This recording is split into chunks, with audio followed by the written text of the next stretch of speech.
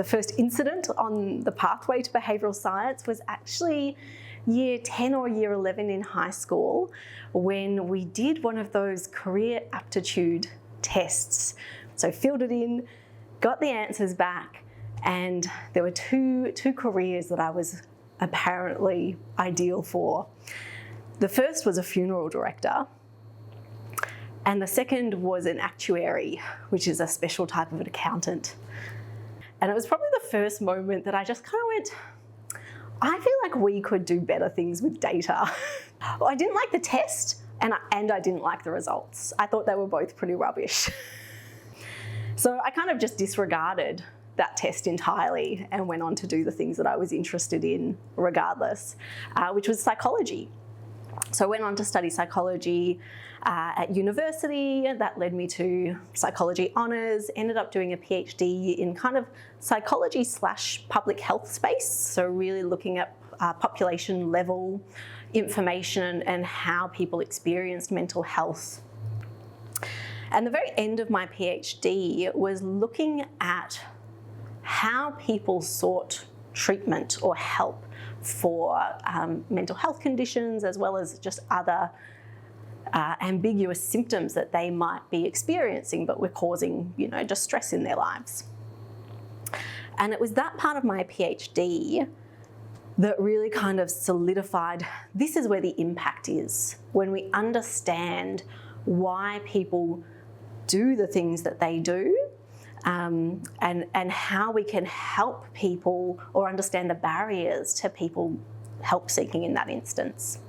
So basically after my PhD, where I had kind of honed in on wanting to understand behaviours and what influences them, and essentially answering the question of why people do the things that they do and how we can potentially help them do the things that they want to do more, because there's often a big gap there. I saw a little brochure or flyer, I can't remember, advertising a research, I think it was a symposium or a research day by this group called BehaviourWorks. Never heard of BehaviourWorks, but I read the little blurb about them and I was just like, oh, that sounds really interesting. So I went to this research day by BehaviourWorks. At the time, lots of them were in the environment space. And I was sitting in the audience and my brain was just going ping, ping, ping, this is it. And I really kind of went, this is what I want to do. This is exactly the things I need to understand to answer the questions that I've been grappling with. So I reached out to them and I just kind of kept hassling them a bit over the next 6 months until eventually they hired me. I think they just caved. For me, one of the biggest things that we're doing but need to do more of and maybe need to do a little bit better is understanding the differences between people and between groups of people. So really looking at things like audience segmentation and not treating a whole group like they're homogenous, because not everything works for everybody.